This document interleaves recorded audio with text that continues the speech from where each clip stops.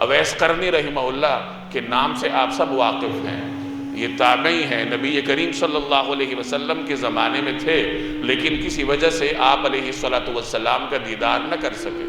نبی کریم صلی اللہ علیہ وسلم نے ان کی نشانیاں ذکر فرمائی اور صحابہ کو حکم دیا کہ جب تم ان سے ملو تو ان سے اپنے لیے استغفار کی دعا کروا۔ حضرت عمر رضی اللہ تعالی عنہ کی عادت تھی کہ اپنے زمانے خلافت میں جب یمن سے ان کے پاس حلیف قبائل آتے تو حضرت عمر ان کے پاس جاتے تھے، پوچھتے تھے کہ تم لوگوں میں اویس بن عامر تو نہیں ہے؟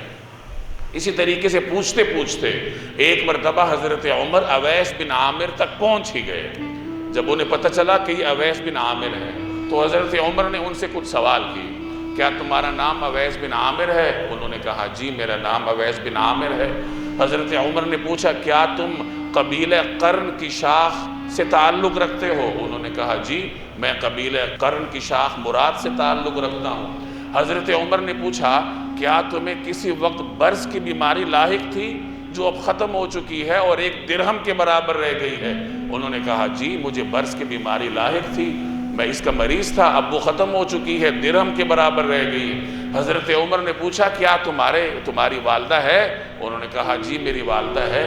پھر حضرت عمر نے ان کو حدیث سنائی اور فرمایا کہ میں نے نبی کریم صلی اللہ علیہ وسلم سے یہ فرمان سنا ہے کہ تمہارے پاس یمن کے حلیف قبائل کے ساتھ ایک شخص آئے گا، اس کا نام اویس بن عامر ہوگا، اس کا تعلق قرن قبیلے کی شاخ مراد سے ہوگا اور اس کو برص کی بیماری ہوگی جو ختم ہوتے ہوتے 1 درہم کی برابر رہ گئی ہوگی، اور وہ اپنی والدہ کے ساتھ بہت اچھا سلوک کرتا ہے، لہٰذا جب تم اس سے ملو تو اس سے اپنے لیے دعا کرو۔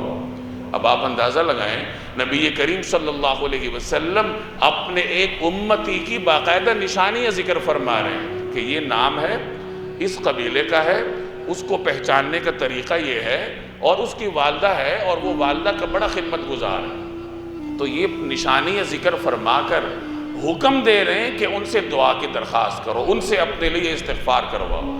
کن کو کہا جا رہا ہے؟ صحابہ کرام کو، جن کے بارے میں اللہ کا فرمان ہے کہ رضی اللہ عنہم ورضوا عنہ، اللہ ان سے راضی ہے اور یہ اللہ سے راضی ہے۔ تو حضرت عمر نے ان سے فرمایا کہ آپ میرے لیے استغفار کریں۔